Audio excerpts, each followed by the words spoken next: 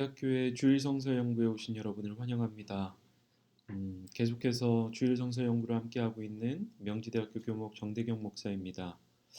어떻게 한 주 동안 평안하게 잘 지내셨는가 모르겠습니다. 안타깝게도 이번 학기에는 주일 성서 연구에서 여러분들 오프라인에서 못 뵙게 되었는데 나중에라도 혹시 만나 뵐 수 있는 기회가 있었으면 참 좋겠습니다. 아, 저희가 이제 계속해서 다루고 있는 신정론의 문제, 악과 고통의 문제 중에 여러 주제들 다루었었고, 오늘이 7주차 성서 연구가 됩니다. 그래서 이번 주는 종말론, 아, 그 종말론의 관점에서 고난과 악, 고통의 의미를 살펴보는 시간이 될 겁니다. 어떻게 여러분 종말론 하면은 좀 와 닿으시나요? 신학을 처음 했을 때 이 종말론이라는 단어 자체가 상당히 뭐라 그럴까요? 음, 생소하게 다가왔었습니다. 그러니까 제 개인적인 크리스천 라이프, 그러니까 기독교인 삶의 관점에서 종말이라는 걸 그렇게 심각하게 다루지 않았었기 때문에 그래서 종말의 관점에서 어, 마지막 그리스도의 재림의 관점에서 뭔가를 비추어 본다라는 것이 상당히 좀 생경하게 다가왔었는데 여러분들은 어떠실지 모르겠습니다. 그러면 이 종말론의 관점에서 고난과 그 고통의 문제를 다룬다라는 것은 무엇을 의미하는 것일까? 제가 오늘도 그 영상 하나를 준비했거든요. 영화 한 편을 준비를 했는데 예고편으로 이게 그 종말의 관점에서 고난을 바라본다라는 게 어떤 의미일까를 좀 보여주는 것 같아서 그렇습니다.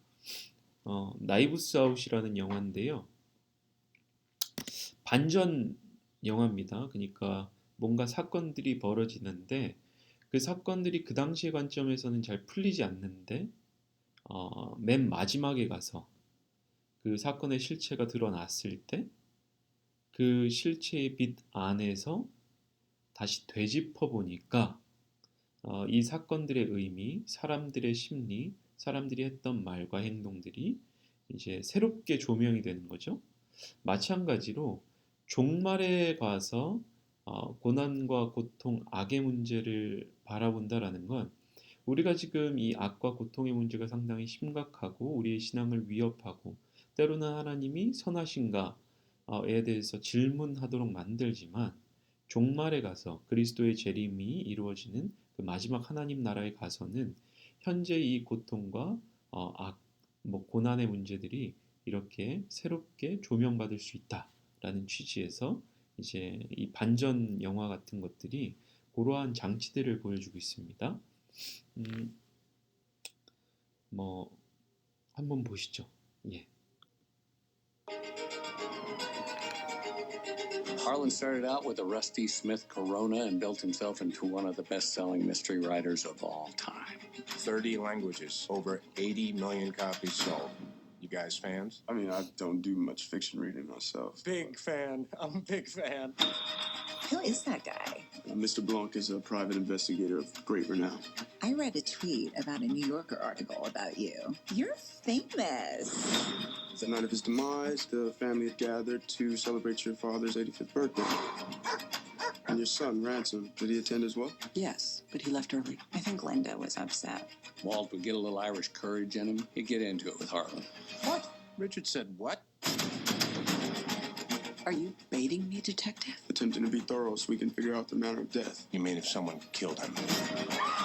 You think one of us, one of his family, Walt killed him? Mr. Blanc, I just buried my father who committed suicide. Why are you here?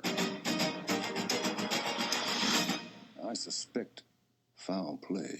I have eliminated no suspects. Harlan was cleaning house. Everyone in the family has possible motives. Was Harlan planning on cutting off Joni? Did he plan to fire Walter? Is Richard having an affair?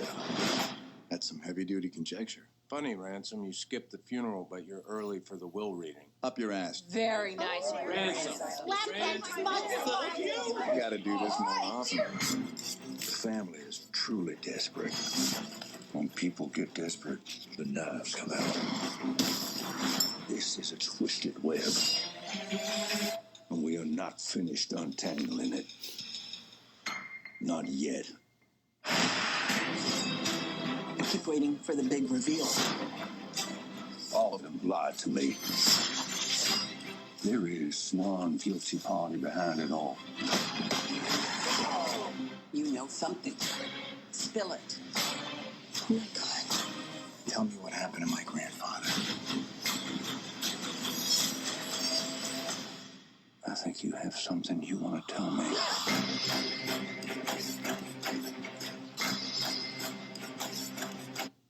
예, 뭐 이렇게 보시면 될 것 같은데 좀 전에 그 사람이 죽어 있던 장면은 죽은 게 아닙니다. 그러니까 전체적으로 영화 자체는 반전인데 그렇게 잔인하지 않아서 좀 추천을 드렸습니다. 그러니까 이 반전 영화가 가지고 있는 이 플롯이라는 게 전체적인 구조라는 게 실상 오늘 우리가 다루게 되는 종말의 관점에서 고난을 살펴본다라는 것과 어느 정도 공명해서 그래서 이제 영상을 이제 좀 뭐랄까요? 여러분들 좀 주의를 환기시켜 드리고 오늘 보게 될 전체적인 구조를 말씀드리고자 이제 영화 예고를 하나 보여드리면서 좀 그 환기를 이렇게 해드린 거고요. 그래서 현재 우리가 지금 이해하고 있는 방식과는 다른 식의 반전이 종말에 가서 일어날 것이다. 이것을 좀 염두에 두고서 오늘 성서 연구를 들으시면 좋을 것 같습니다. 그래서 매주 세 가지 포인트, 한 서너 가지 포인트로 말씀을 드렸던 것 같은데 오늘 나누게 되는 핵심적인 세 가지 포인트는 복음의 핵심은 하나님의 나라이다. 이 하나님의 나라라는 것은 이 땅에 이미 이루어지기 시작했지만 아직 완벽하게 이루어지지 않았다. 그래서 이미와 아직 사이의 긴장. 그러니까 현재 하나님의 나라는 이미 도래했고 시작되었지만 이 하나님 나라의 완성이라는 것은 종말에 가서 이루어질 것이다. 그 맥락에서 우리가 악과 고통을 이해해야 된다라는 게 두 번째 포인트고요. 세 번째 포인트 같은 경우에는 과연 종말론적 관점에서 악과 고통을 이해하는 구체적인 방법이 뭐가 있을까? 이거를 좀 다뤄보려고 합니다. 7주차 성서 연구를 들어가면서 동일하게 이제 말씀을 드리는 것은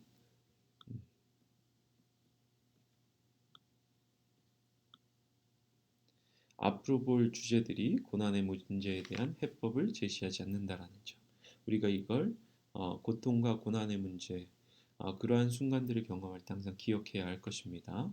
그리고 고통의 문제는 전체의 그림을 토대로 이해해야 된다는 점. 이 전체라는 것은 전체를 토대로 이 모든 걸 이해한다는 건 결국에 마지막, 결말, 결론을 토대로 이전 사건들을 이해하는 것입니다. 그래서 몰트만과 같은 그 신학자는 에스카톨로지컬 라직, 종말론적 논리가 필요하다. 종말론적 관점으로 모든 사건들을 보는 것이 필요하다. 라고 이야기를 하면서 본인 스스로도 종말론적인 신정론을 좀 펴니다. 본인이 그 아우슈비츠 수용소에도 들어가고 전쟁에도 참여하고 그랬던 역사 가운데서 여러 가지 힘든 일들을 당했었는데 그 가운데 했던 경험들을 토대로 그러한 이야기들을 했던 거죠. 자, 그래서 본격적으로 이제 들어가는 첫 번째 핵심 메시지는 복음의 핵심이라는 것. 우리 신앙은 복음에 기초하고 있잖아요. 이 복음의 핵심이라는 것은 하나님의 나라이다 라는 겁니다. 예수 그리스도의 사역은 하나님의 나라에 관한 것입니다. 그리고 그 예수님이 하나님의 나라가 가까이 왔다라고 선언을 하시고 계시는 것이죠. 그래서 마태복음 3장 2절에 보면 이렇게 기록을 합니다. 그 무렵에 세례자 요한이 나타나서 유대 광야에서 선포하여 말하기를 회개하여라 하나님 나라 하늘 나라가 가까이 왔다 하였다. 근데 예수님께서 이후에 세례 요한의 사역을 이어받으시고 그걸 완성하시면서 똑같은 메시지를 선포하시는 거죠. 회개하여라 하늘 나라 하나님 나라가 가까이 왔다. 자, 그러면 하나님의 나라라는 건 무엇일까? 여러분들은 하나님의 나라가 무엇입니까? 라고 누가 물어본다면 뭐라고 답하실 수 있으실 것 같아요? 하나님의 나라. 만약에 이 개념에 대해서 묵상하고 우리가 끊임없이 생각하지 않으면 쉽게 이렇게 대답하기 어, 어렵겠죠? 맞습니다. 근데 기독교 전통과 기독교 신학에서는 하나님의 나라라는 것은 이러한 것이다 라고 이야기를 하는데 예수 그리스도의 두 본성을 가지고 종종 설명하곤 합니다. 무슨 말일까? 기독교 전통과 기독교 신학은 예수 그리스도 안에 하나님, 신성과 인성이 동시에 존재하고 있었다 라고 이야기를 합니다. 이걸 두 본성 교리라고 합니다. 그리고 이 신성과 인성 사이에는 어, 그 완전한 연합, 완전한 교류가 일어나고 있었다라고 이야기를 하는데 이것이 하나님 나라의 그 내용, 하나님의 나라가 어떠한 것인지 잘 보여준다라는 것이죠. 다시 말하면 예수 그리스도 안에 그 인격 안에는 신성이라는 인격과 인성이라는 인격 두 본성이 존재함에도 불구하고 이것이 상호 충돌하지 않고 서로 모순되지 않고 완벽한 연합을 이루었다라는 겁니다. 그래서 예수 그리스도께서는 완전한 하나님이셨지만 완전한 인간이셨고 그 인간의 본성을 가지신 채로 완벽하게 하나님의 뜻에 순종하시는 그러한 이위격 아들이셨다라고 우리는 믿고 있는 것이죠. 자, 우리가 예전 시간까지 끊임없이 다루면서 이야기했던 것은 무엇이죠? 피조 세계 전체라는 것은 타락의 상태에 들어가 있다. 그리고 이 피조 세계 전체가 타락의 상태에 들어가 있다는 것은 하나님의 원하시는 상태로부터 소외되어 있다. 하나님의 뜻과 반대되어 있다. 그래서 지난주 주일 성서 연구를 다루면서 우리의 마음으로 하나님을 원수로 생각했다는 그러한 방식의 성서의 기록들도 우리가 나누었었죠. 왜냐하면 무로부터 창조된 자들, 무로부터 창조된 존재들이기 때문에 그 본성 안에 무로 회개하고자 하는 하나님을 향해서 반역하고자 하는 그러한 습성들이 우리 안에 내재되어 있다라는 것입니다. 그러다 보니까 우리는 현재 우리의 삶을 살면서 완벽하게 하나님을 따르지 못하면서 살아가고 있는 것이죠. 그런데 예수 그리스도는 그렇지 않았다라는 겁니다. 예수 그리스도는 인성을 가지셨고 어떠한 의미에서 피조물성을 가지셨지만 신성도 가지신 동시에 인성과 피조물성을 가지셨지만 그 인성과 피조물성이 완벽하게 하나님의 신성, 하나님의 뜻에 순종하시고 완벽한 연합을 이루고 계셨다라는 겁니다. 이것이 하나님의 나라를 잘 보여주는 것인데 예수 그리스도께서는 하나님의 자기 계시이기 때문에 그래서 예수 그리스도의 신성과 인성, 신성과 피조물성이 완벽하게 조화되어 있었던 것과 마찬가지로 종말에 가서 하나님의 나라라는 것은 자연과 인간이 더 이상 하나님의 뜻에 반역하거나 하나님이 원하시는 상태로부터 소외되어 있지 않게 된다라는 걸 미리 보여준 사건이 바로 예수 그리스도의 두 본성이고 그러한 바 하나님 나라의 선취인 것입니다. 그래서 예수 그리스도의 두 본성이 평화롭게 공존했던 것처럼 종말에 가면 하나님의 나라에서는 하나님과 자연, 인간 이 사이에 평화로운 공존만 가득할 것이다 라고 우리는 믿고 기다리고 있는 것입니다. 이해가 좀 되셨죠? 다시 한번 말씀드리면 하나님의 나라라는 것은 하나님의 공의로우신 사랑의 통치가 모든 곳에 미치고 그 통치의 대상들인 인간과 자연, 그 모든 세계의 피조물들이 하나님께 완벽하게 순종하고 있는 상태. 그러한 바 공의롭고 정의로움, 그리고 사랑의 통치, 사랑의 공존이 이루어지는 상태가 하나님의 나라이다. 근데 현재는 우리가 그렇지 못한다. 왜? 타락한 본성 때문에, 타락한 피조물성 때문에. 그럼에도 불구하고 이것이 완벽하게 실현되는 날 우리는 하나님과 화해되어 있는 그 상태로 살아갈 것이다. 그렇게 된다라면 고통과 고난이라는 것은 피조물적인 악으로부터, 그것이 자연악이 된 인간이 만든 인간악이 된 사회악이 된 그로부터 고통과 고난이 찾아오는 것이었잖아요. 그런데 그러한 것들이 완벽하게 사라져 있는 상태가 하나님의 나라다라고 선언할 수가 있는 것입니다. 그렇기 때문에 하나님의 나라에서는 악과 고통이 사라진다라고 볼 수 있는 것이죠. 그걸 이제 잘 보여주는 그 구절은 누가복음 10장 1절로부터 18절인 겁니다. 제가 한번 읽어드리겠습니다. 이 일이 있은 뒤에 주님께서는 다른 72사람을 세우셔서 친히 가려고 하시는 모든 고을과 모든 곳으로 둘씩 앞서 보내시며 그들에게 말씀하셨다. 추수할 것은 많으나 일꾼이 적다. 그러므로 추수하는 주인에게 추수할 일꾼을 보내달라고 청하여라. 그리고 거기에 있는 병자들을 고쳐주며 하나님 나라가 너희에게 가까이 왔다 하고 그들에게 말하여라. 그러나 어느 고을에 들어가든지 사람들이 너희를 영접하지 않거든 그 고을 거리로 나가서 말하기를 우리 발에 묻은 너희 고을의 먼지를 너희에게 떨어버린다. 그러나 하나님 나라가 가까이 왔다는 것을 알아라 하여라. 72사람이 기쁨에 차서 돌아와 보고하였다. 주님의 이름을 대면 귀신들까지도 우리에게 복종합니다. 예수께서 그들에게 말씀하셨다. 사탄이 하늘에서 번갯불처럼 떨어지는 것을 내가 보았다. 자, 72명의 제자 파송에 관련된 본문이잖아요. 그래서 제자들을 파송하시면서 예수 그리스도의 나라, 하나님의 나라에 대해서 선포하게 하셨고 그 결과 귀신들이 떠나가고 사탄의 권세가 깨어지는 사건이 벌어지게 됐던 거죠.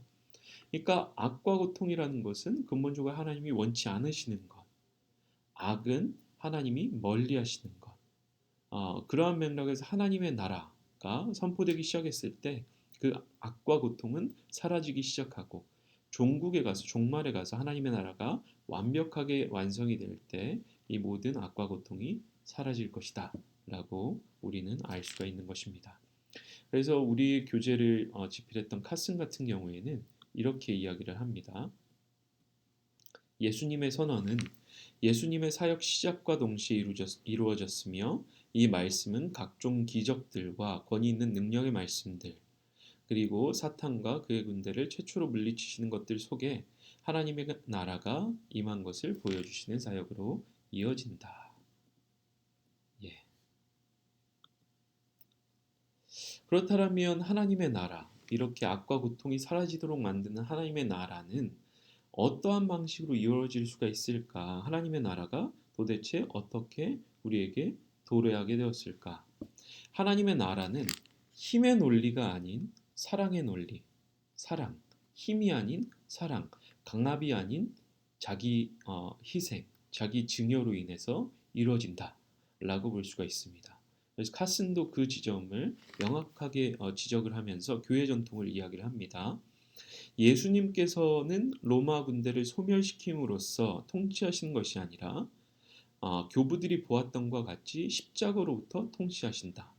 그러니까 하나님의 악에 대한 정복과 고통에 대한 극복은 무력을 사용해서 악한 자들을 일순간에 멸해버리시고 고통스러운 것을 일으키는 것들을 한꺼번에 그냥 소멸하시는 방식이 아니라 그러한 억압하는 방식으로 악인들을 처단하고 바로 그 모든 것들을 이루어 가시는 방식이 아니라 어떻게 보면 믿음 없는 사람들, 신앙이 없는 관점에서는 나약해 보이는 관점, 자기 희생의 극치인 십자가로서 하나님의 통치를 이루신다라는 것입니다. 이 십자가 사건을 통하여 하나님의 본성이 여실하게 드러나는데 그것은 무엇입니까? 하나님은 뭔가 다른 우리 사람들과 피조물들을 억압적으로 강압적으로 야 너네 뭐 날 믿어 아니면 내가 여기 있어 이러한 방식으로 자신을 증거하시는 것이 아니라 끊임없이 자기를 내어주심으로써 끊임없이 기다리시고 심지어는 사람들이 그 악을 총동원해서 자신의 유일한 아들 예수 그리스도를 십자가에 못 박을 때까지도 그것을 그들을 사랑하시면서 인내하심으로써 견디시는 그러한 방식의 하나님의 사랑이 드러난 사건이 바로 십자가다라고 볼 수가 있습니다. 하나님의 인격성은 이러한 십자가 사건을 토대로 드러나는 것이고 하나님 나라의 통치라는 것은 어떠한 힘을 가지고 상대를 누르는 것이 아니라 그 상대방이 사랑을 통해서 하나님의 사랑을 통해서 그것을 감복하고 돌아오도록 끊임없이 기다리시고 끊임없이 자기를 희생하시는 그러한 하나님인 것이 드러난 것이 바로 이 십자가다. 그래서 하나님의 나라는 힘이 아니라 사랑, 억압이 아니라 자기 희생과 자기 증여로서 이루어진다. 그러다 보니까 하나님의 나라가 이루어지기 위해서는 예수 그리스도를 짊어지고 살아가는 그리스도의 고난의 흔적, 그리스도의 흔적을 짊어지고 살아가는 그리스도인들에게도 동일한 은혜가 요청되는 것입니다. 우리가 다른 사람들을 전도하거나 다른 사람들에게 복음을 전할 때에도 어떠한 억압이나 어떠한 말의 논리나 이런 것에서 사람들이 감동을 받고 돌아오는 것이 아니라 우리의 희생과 자기 헌신을 토대로 그를 토대로 사랑의 그 모습 속에서 하나님이 드러나시는 거잖아요. 하나님은 사랑이시니까 그 가운데서 사람들이 감복하고 주님께로 돌아오는 역사 그런 하나님의 나라가 확장되는 역사가 이루어진다라고 볼 수가 있는 것입니다. 하나님이 이러한 분이시다 보니까 실상 이 세상 가운데 나타나는 악과 고통이 아직까지 만연하고 있다라고 볼 수도 있을 것입니다. 어떠한 측면에서 보면 그래서 존 폴킹온 같은 케임브리지의 물리학자였지만 동시에 영국 성공의 사제로 신학자로 또 재직을 했었던 신학과 과학, 종교과학의 1세대 학자 중에 한 명인 이 존 폴킹온 같은 경우에는 자연 내 자유과정 방어라는 것이 있다. 뭐 인간에게는 자유의지 방어가 있다. 이러한 이 두 가지 개념들을 토대로 악과 고통의 문제에 대해서 나름 신정론적인 대답을 하려고 합니다. 그게 무엇인가 하면 하나님은 끊임없이 인격적으로 자기 자신을 증여하시고 자기 스스로를 비우시는 하나님이시기 때문에 그렇게 사랑으로서 통치하시는 하나님, 그렇게 하나님의 나라를 이루어 가실 하나님이시기 때문에 자연을 향해서도 인간을 향해서도 그 자율성을 보장하신다라는 겁니다. 왜? 인격적인 하나님이시니까. 자연이 가지고 있는 자율성, 인간이 가지고 있는 자유의지를 보존하시고 존중하심에 의해서 때로는 자연이 악을 일으키고 또 인간이 때로는 악을 일으킨다고 할지라도 그것을 이렇게 개입하셔서 확 막으심으로써 그들의 자율성을 침해하지 않고 끝까지 인내하시는 그러한 방식으로 하나님은 통치를 이어가신다. 그러다 보니까 악과 고통이 발생할 수가 있다. 라고 이야기를 하기도 합니다. 존 폴킹원 같은 경우에. 그렇다면 우리는 뭐 그렇게 이야기를 할 수가 있을 거잖아요.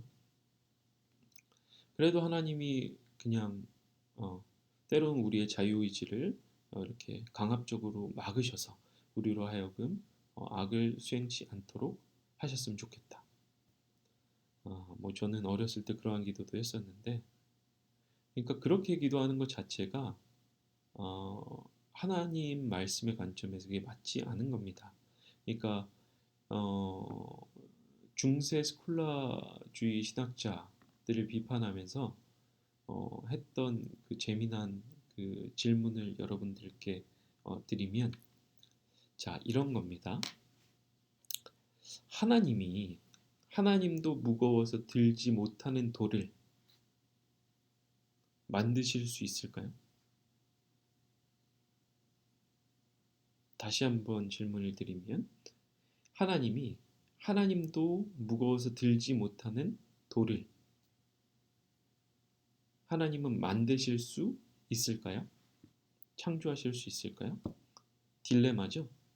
만약에 하나님이 그러한 돌을 창조하실 수 있다 이야기를 해버리면 창조하신 이후에 그 돌을 못 드실 거 아니에요? 그럼 하나님이 못 하시는 게 있겠죠? 그러면 전능성이 깨지겠죠? 그래서 그렇게 나가면 모순이 생기고, 또 다른 방식으로 그러한 돌은 하나님이 무거워서 들지 못하시니까 창조를 못하신다 라고 대답하면, 이것도 하나님이 못하시는 것이 있으니까 하나님의 전능성에 대해서 모순이 생기는 거죠. 이 딜레마 상황의 올바른 대답은 뭘까요? 하나님은 그러한 돌을 만들지 않으신다라는 겁니다. 왜? 자기의 본성과 자기의 본성 중에 그 전능성이라는 본성을 위반하도록 만드는 케이스이기 때문에 하나님은 그러한 돌을 만들지 아니하신다라는 게 이러한 딜레마 상황의 대답이 될 수가 있을 겁니다. 다시 말해서 하나님은 하나님의 본성에 맞게 행동하시는 거예요. 근데 하나님이 뭐 우리의 자유의지를 이렇게 중단하시고 들어오셔서 우리로 하여금 악을 수행하지 않도록 도와주세요, 이렇게 기도하는 것은 하나님의 본성을 위반하면서 뭘 해달라는, 하나님이 듣지 않으시고 하나님이 하지 않으시는 기도이다라는 겁니다. 그래서 그러할 때에는 하나님, 우리가 하나님의 섭리 가운데 하나님의 자기희생적인 사랑을 다시금 알게 하여 주십시오. 그래서 이 상황들을 이해할 수 있게 해달라고 기도하는 것이 오히려 더 낫지 않을까, 그러한 생각을 좀 해봅니다. 여튼 하나님의 나라는 힘의 논리가 아니라 하나님의 사랑, 자기희생과 자기 증여로 이루어진다라는 점을 다루었습니다. 자, 그러한 하나님의 나라, 십자가를 통해서 그리스도의 자기 희생을 통해서 시작된 하나님의 나라는 이미 우리에게 도래해 있다. 그래서 하나님의 나라는 이미 우리 가운데 있다. 하지만 아직 완성된 것은 아니다. 이것이 성서 전반에 걸쳐서 하나님의 나라에 대해서 성서가 이야기하고 있는 것입니다. 그래서 이미 이루어졌다라는 그 사실과 아직 완성되지 않았다, 아직 이루어지지 않았다라는 이 명제 사이에서 성서는 긴장을 그대로 노출시킨 채 가지고 있는 것입니다. 그래서 잘 보시면 하나님의 나라는 이미 우리에게 도래해 있다라는 걸 보여주는 본문들은 이러한 것들이 있겠죠. 누가복음 17장에 보면 또 보아라, 여기에 있다 또는 저기에 있다 하고 말할 수도 없다. 보아라, 하나님의 나라는 너희 가운데 있다. 이미 하나님의 나라가 우리 가운데, 그리스도를 믿고 따르는 우리 가운데 있다라고 예수님께서는 선언하고 계시고, 또 예수님이 십자가상에 달리셨을 때 그 우편에 있는 강도는 왼편에 있는 강도가 막 예수님을 비난하는 것을 꾸짖으면서 이렇게 요청을 하잖아요. 예수님, 주님이 주님의 나라에 들어가실 때 나를 기억해 주십시오. 예수님께서 그에게 말씀하셨다. 내가 진정으로 내게 말한다. 너는 오늘 나와 함께 낙원에 있을 것이다. 자, 잘 생각을 해보시면 예수님께서 그 십자가상에 매달리신 그 상태에서 이미 하나님 나라가 이루어졌다는 걸 선포하고 있는 겁니다. 왜? 죽는 그 즉시 이 강도는 예수님과 함께 하나님의 나라에 있을 거니까. 강도에 관한 이 예수님의 말씀을 잘 생각을 해보시면 예수님께서 이미 그의 죄를 사하시고, 그가 물론 그 강도는 자기 죄로 인해서 십자가에 달려 있는 거지만 그 십자가상의 고통과 죽음까지도, 심지어 자기의 잘못으로 인해서 발생하게 된 그 고통과 죽음까지도 회복시켜 주신다는 그 약속과 성취가 이 누가복음 23장 42절과 43절에 나와 있는 것입니다. 그래서 하나님의 나라는 이미 우리 가운데 시작되었고, 우리가 예수 그리스도를 믿고 따를 때 우리가 죽더라도, 우리가 이 세상을 삶을 마감하더라도 하나님께서 우리를 용서하시고 우리로 인한 잘못과 그 고통까지도 회복시켜 주실 것이다 라는 그 말씀을 우리는 이곳에서 찾을 수가 있을 것입니다. 그렇게 하나님의 나라는 이미 우리 가운데 도래해 있는 것으로 볼 수가 있는 것입니다. 그럼에도 불구하고 하나님의 나라는 아직 완전히 오지 않았다 라고 성서는 고백을 하고 있습니다. 바로 이러한 구절들이 그런 거죠. 예수께서 그들에게 말씀하셨다. 내가 진정으로 너희에게 말한다. 새 세상에서 인자가 자기의 영광스러운 보좌에 앉을 때에 나를 따라온 너희도 12보좌에 앉아서 이스라엘 12지파를 심판할 것이다. 미래에 그러한 일들이 이루어질 것이다 라고 이야기를 하는 거죠. 또 고린도전서에서도 하나님께서 모든 원수를 그리스도의 발 아래에 두실 때까지 그리스도께서 다스리셔야 합니다. 그러니까 이것도 미래에 일어날 일. 베드로후서 같은 경우에는 그러나 우리는 주님의 약속을 따라 정의가 깃들여 있는 새 하늘과 새 땅을 기다리고 있습니다. 그러니까 하나님의 나라가 온전히 실현되는 그러한 새 하늘과 새 땅은 아직 오지 않았다라는 것을 베드로후서는 이야기를 하고 있는 것입니다. 자, 그렇다 보니까 하나님의 나라는 이미 왔지만 하나님의 나라가 아직 완벽하게 오지 않았다. 이미와 아직의 긴장 속에서 악과 고통에 대한 심판과 완벽한 회복은 아직 유예되어 있는 것입니다. 그러다 보니까 우리는 현재 삶을 살면서도 고통을 당할 수도 있는 가능성이 있는 것입니다. 베드로 후서 3장 21절과 26절에도 그러한 구절이 있는데요. 천천히 한번 읽어 보시고요. 좀 더 명확하게 들어있는 구절은 마태복음 13장 24절과 30절, 36절과 43절을 보면 좋을 것 같아서 이 구절을 먼저 보겠습니다.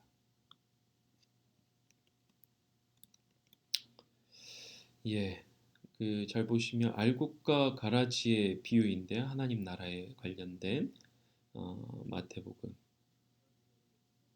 예수께서 13장, 마태복음 13장입니다. 14절부터 예수께서 또 다른 비유를 들어서 그들에게 말씀하셨다. 하늘나라는 자기 밭에다가 좋은 씨를 뿌리는 사람과 같다. 사람들이 잠자는 동안에 원수가 와서 밀 가운데 가라지를 뿌리고 갔다. 밀이 줄기가 나서 열매를 맺을 때에 가라지도 보였다. 그래서 주인의 종들이 와서 그에게 말하였다. 주인어른, 어른께서 밭에 좋은 씨를 뿌리지 않으셨습니까? 그런데 가라지가 어디에서 생겼습니까? 주인이 종들에게 말하기를 원수가 그렇게 하였구나 하였다. 종들이 주인에게 말하기를 그러면 우리가 가서 그것들을 뽑아버릴까요? 악을 없애버릴까요? 그러나 주인은 이렇게 대답하였다. 아니다. 가라지를 뽑다가 가라지와 함께 밀까지 뽑으면 어떻게 하겠느냐? 추수 때까지 둘 다 함께 자라도록 내버려 두어라. 추수할 때에 내가 추수꾼에게 먼저 가라지를 뽑아 단으로 묶어서 불태워버리고 밀은 내 곳간에 거두어들이라고 하겠다. 이걸 이제 이후에 34절 이후에 풀어주시는데 예수께서 이 모든 것을 비유로 풀어주셨다. 36절에 보면 그 뒤에 예수께서 무리를 떠나서 집으로 들어가셨다. 제자들이 그에게 다가와서 말하였다. 밭의 가라지 비유를 우리에게 설명하여 주십시오. 예수께서 말씀하셨다. 좋은 씨를 뿌리는 이는 인자, 예수 그리스도신 거죠. 밭은 세상이다. 좋은 씨는 그 나라의 자녀들이요, 가라지는 악한 자의 자녀들이다.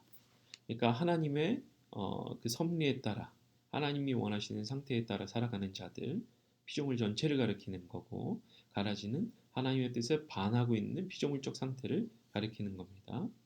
가라지를 뿌린 원수는 악마요, 추수 때는 세상 끝날이요, 추수꾼은 천사들이다.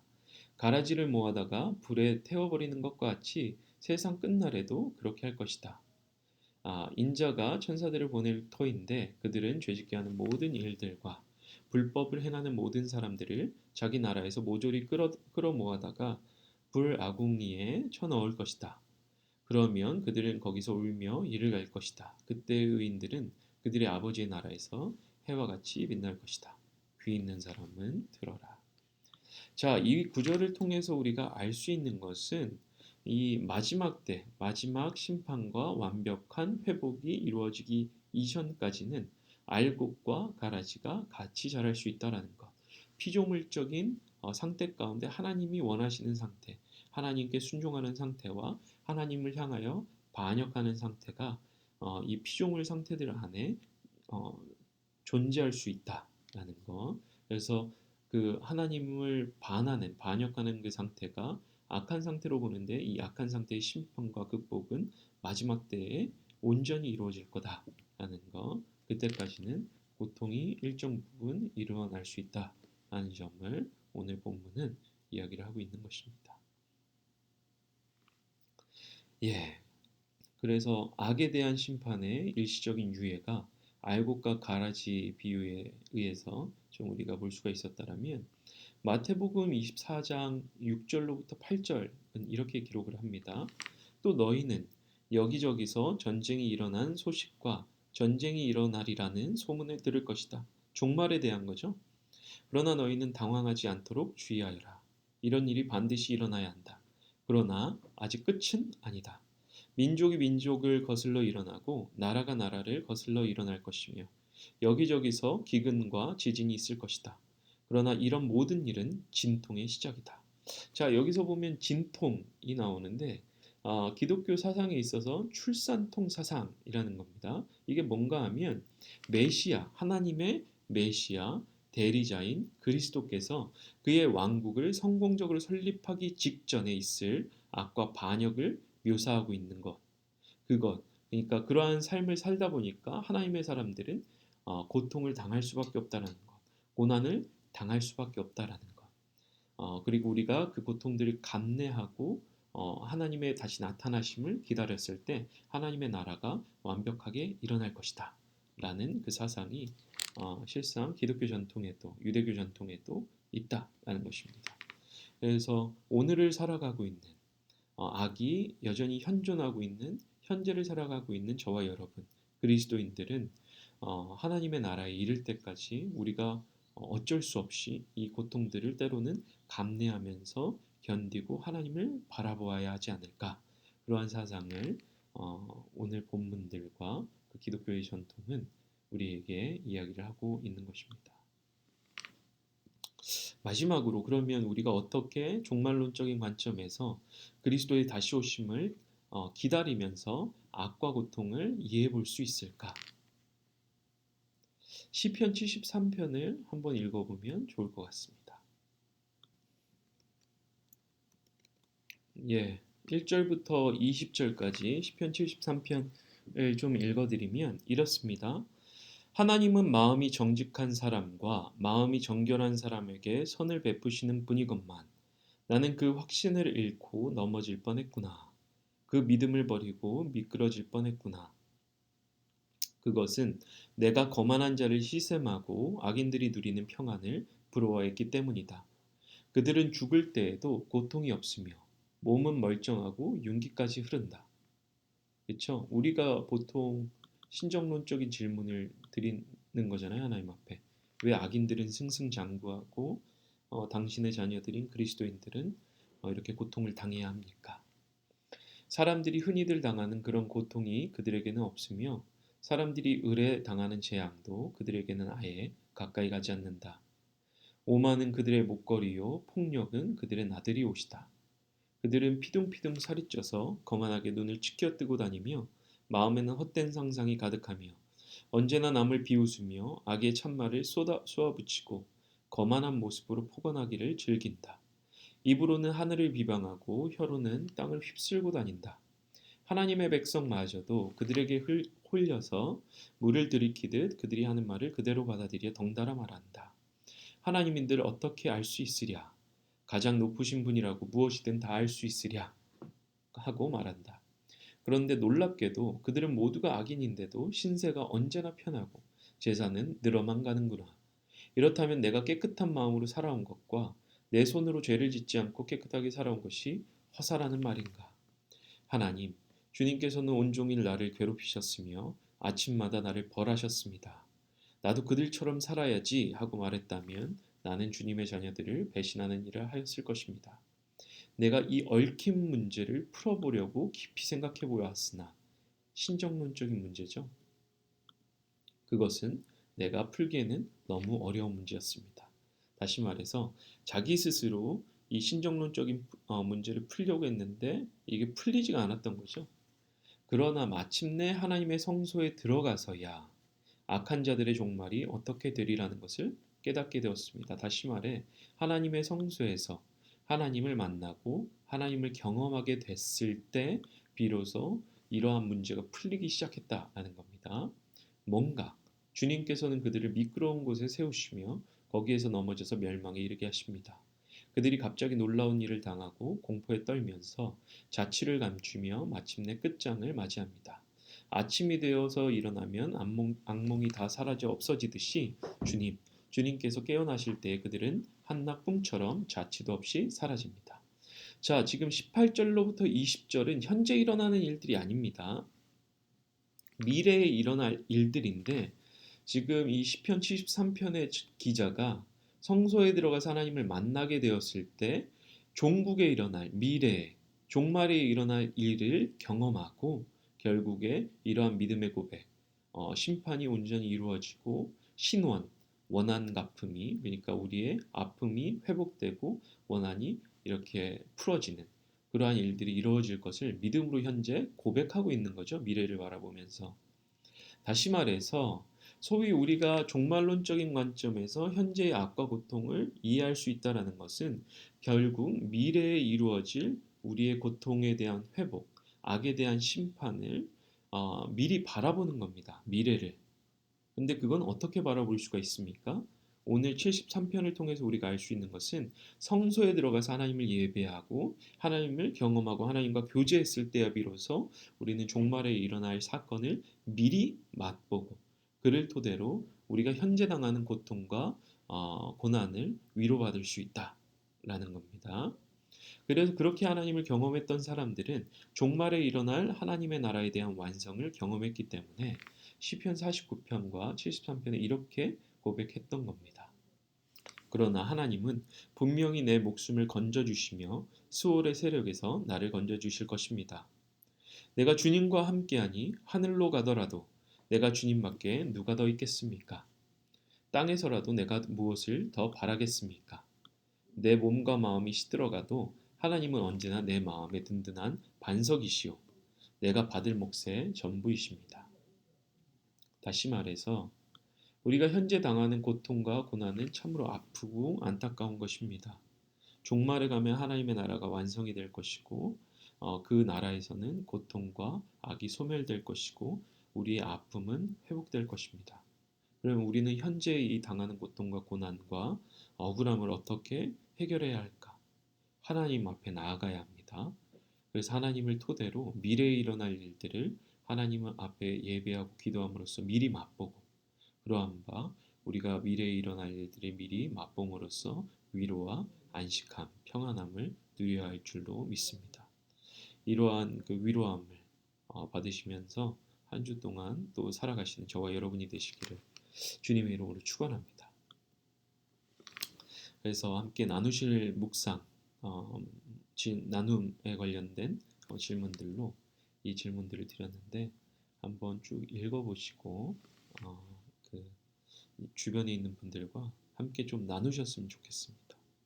우리가 나눌 때 억울하고 아픔들을 나눌 때 또 하나님 안에서 서로를 위해서 중보할 때 주의 성령께서 우리 각자에게 있는 그 아픔과 슬픔들을 치료하실 것입니다. 그렇게 한 주 동안도 하나님을 의지하시면서 살아가는 여러분들과 제가 되기를 기도하겠습니다. 기도하고 마치겠습니다. 하나님 감사합니다. 우리가 7주차 주일성서 연구를 이제 마칩니다.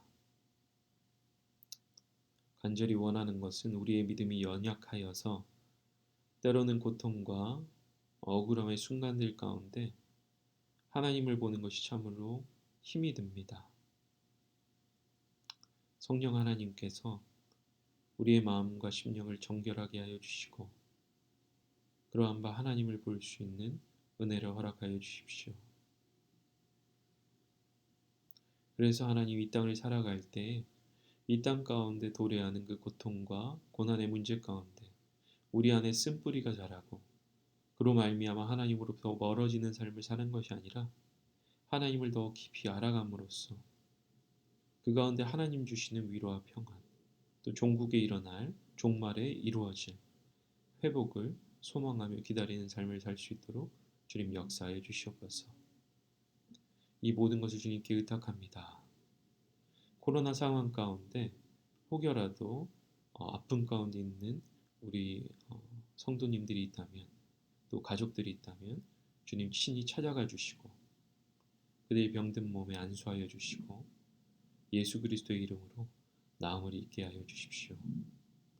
그래서 하나님께서 살아계신 것과 당신을 찾는 자들 가운데 상 주시는 이심을 우리가 맛보아할 수 있도록 인도하여 주시옵소서. 또 이 상황 가운데 열심을 다해 섬기는 모든 의료진들과 또 관계부처 사람들 가운데 힘을 주셔서 우리가 이 코로나 상황을 넉넉히 이기고 남을 수 있는 그러한 은혜가, 그러한 은총이, 그러한 힘과 위로가 모든 사람들 가운데 있게 하여 주시옵소서. 이 모든 것을 주님께 의탁하며 우리 주님 예수님의 이름으로 함께 기도했습니다. 아멘.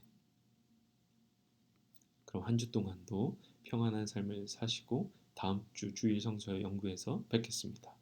감사합니다.